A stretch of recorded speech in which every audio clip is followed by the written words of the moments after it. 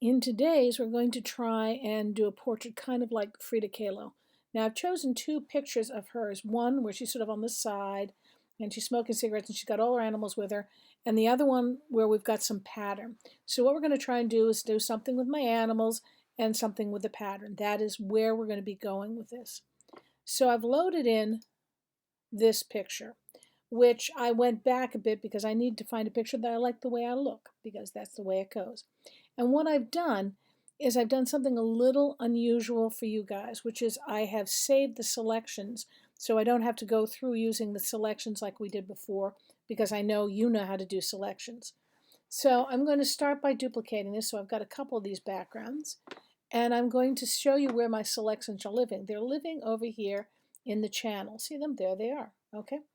And what a selection, how this is done, is when you make a selection, I'll just make a random selection for the moment, you go to selection, save selection, and then give it a name. And the reason you would do this is the old-fashioned way before masks, but it also solves the problem of having to go back and do this quickly. So the first thing we're going to do is we're going to go to Image, Adjustment. Now I want to make this posterized just a smidge, and I want to sort of soften up. I'm going to get a little closer, soften up the edge a bit because I want this to look a little bit more painterly than it does.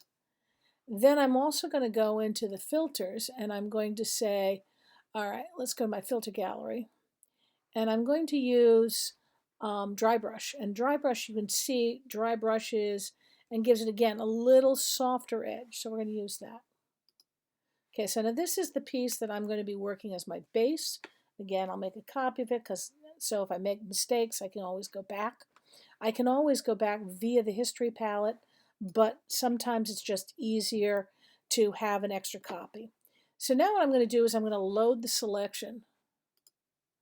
I'm going to go to load the selection, and I'm going to load Ruth. Now what that should do, let me turn these off.